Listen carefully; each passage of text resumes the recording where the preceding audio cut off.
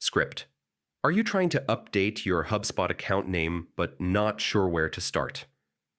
Whether you're rebranding your business, updating company details, or simply correcting an old entry, changing your account name is quick and easy once you know where to look.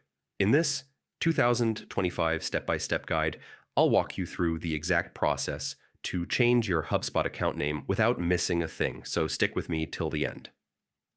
First, log in to your HubSpot account using your admin credentials.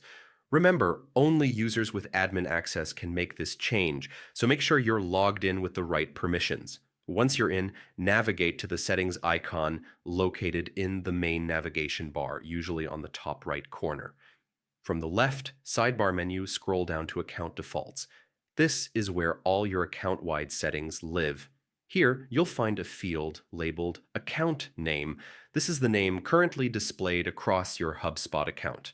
To change it, simply click the field, delete the old name, and type in your new account name. Make sure your new name reflects your brand or organization clearly.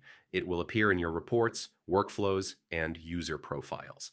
After typing in your desired name, scroll down and click Save.